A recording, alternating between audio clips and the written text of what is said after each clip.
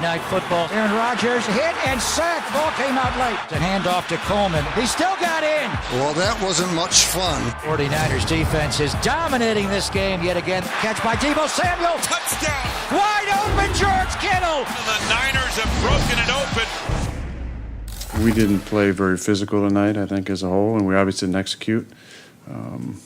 But I feel good about the energy pregame and the approach. I think we had a good week of practice, which is why it's so surprising in performance. But you got to give them credit. You know, they played really well. But I still like our chances. I think we have the makeup to bounce back from these kind of things and put ourselves in a position to potentially come back here and play again. Aaron, keeping hope alive. That bad man and his team just kind of bad last night. Meanwhile, Jimmy Garoppolo and the Niners embarrassed the Packers on Sunday Night Football 37-8. Green Bay is 8-3, though. Our quarterback, Dan Orlovsky, in the house. Good to see you. Good morning. Let's disagree. Stephen A., did the Packers show they're not ready for primetime? Yes, they did. Yes, they did. And listen, obviously, I'm not talking about that bad man, Aaron Rodgers, who was bad in an entirely different way last night. We understand that. But I think we need to pay attention to what transpired. They got their butts kicked. Plain and simple. They got beat up. And Max, to use a boxing analogy, I often like people, and just go to YouTube and look up a fight years ago that Max will start smiling the minute I bring it up. When Felix Trinidad went for the middleight crown against William Joppy. You love that fight. I mean, what I'm saying is, Dan, because the reason I bring that up is because Madison Square Garden was packed and the Latinos were everywhere and everything was hype. But Felix was moving up in weight against a middleweight. And when I tell you he destroyed William Joppy, I mean, it's been many, many years ago. And it would still be difficult for Joppy to walk the streets with anybody who knows who he is. Joppy was a good fighter. You got to ease up on He was a damn good fighter. He was a damn good fighter, but he got his butt whipped. I'm talking about walk through him and beat him. He didn't get caught with a punch. He got beat up. That's what happened to the Green Bay Packers last night. Now, Bulaga goes down, okay, and we understand that. And once that guy goes down, that compromises your protection. And you're looking at Alex Light, and then you're talking about that front four for San Francisco that get with Bosa and the crew. That they get at you. And what makes their defense so elite is that they don't have to blitz to pressure the quarterback. Correct. They don't need to blitz you to get to you. So when I see that Aaron Rodgers only threw for 109 yards, when I see that he didn't complete a pass for more than 10 yards, when I saw the absence of protection, certainly him fumbling on the opening drive, had that things just nosedive from there. We get all of that, and the bottom line is your star running back for San Francisco, Breida, he wasn't available. He didn't play the game, and still it didn't matter. Jimmy Garoppolo with his intermediate passes and what have you, he was solid. We get all of that. But this defense is where it's at. We could call it whatever it is. You could do that. I'll leave San Francisco to you. What I'm saying is this. Here's where I lose faith in Green Bay. You got punked on national television. And, oh, by the way, do I need to call the cops in Wisconsin somewhere and put an APB out for Jimmy Graham? What the hell has happened to him? I mean, this guy was supposed to be an elite. We understand he's not as elite as he used to be, but he wasn't supposed to be that bad.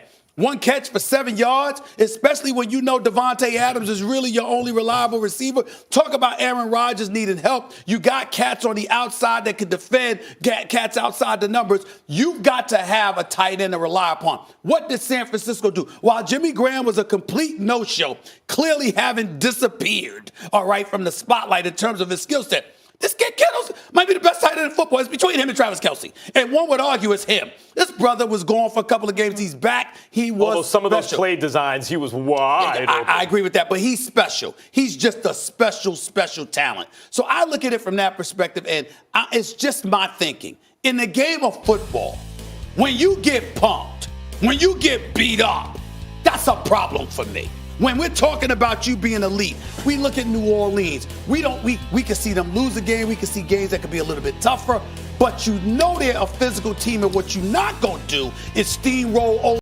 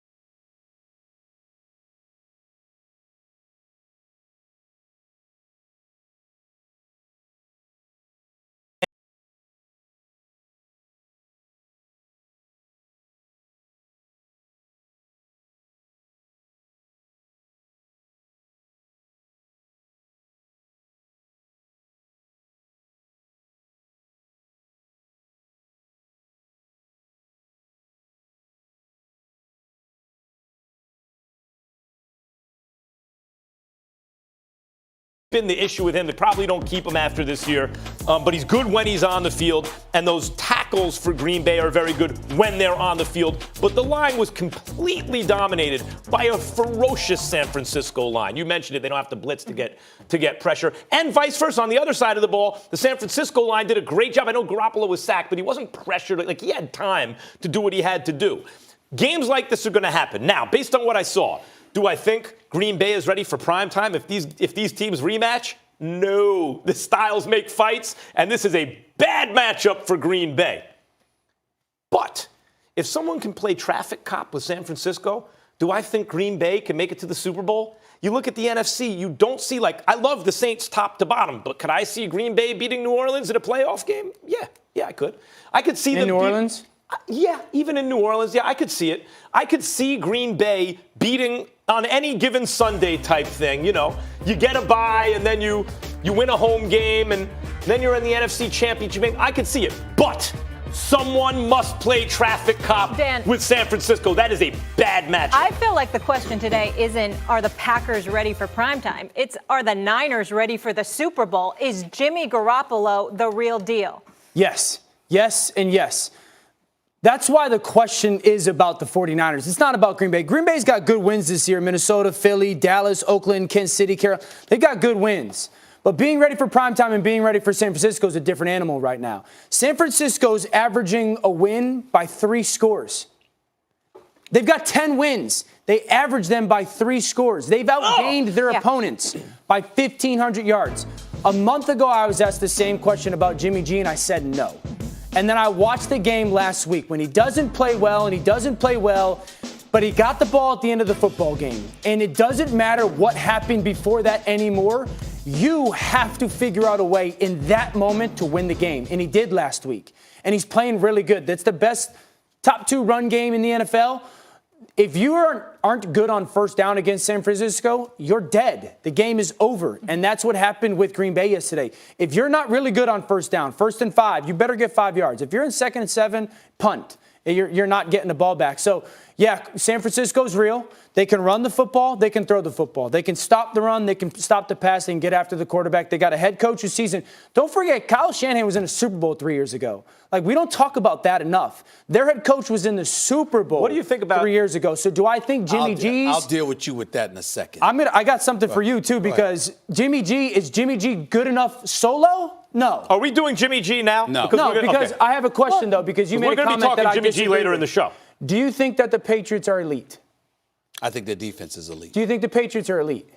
I think they're elite, yes, because then you can't say that you don't, because you said you're not elite if you got beat up. The Baltimore Ravens beat the Patriots down. They beat them up, yet they're still elite. So the Packers can still get beat up by a team and still be an elite football team. Can I respond to that? First of all, we respectfully disagree, because the manner in which New England got beat up by Baltimore, to me, was a little bit different than what I saw. Because I just think it's almost the equivalent. Again, I'm not going to use a boxing analogy, but there are levels to beatdowns. Okay. And what I'm saying to you, in my opinion, I believe the beatdown incurred by the Green Bay Packers last night at the hands of the San Francisco 49ers was significant to the beatdown the Patriots have received against Baltimore. Understand where I'm coming from with this.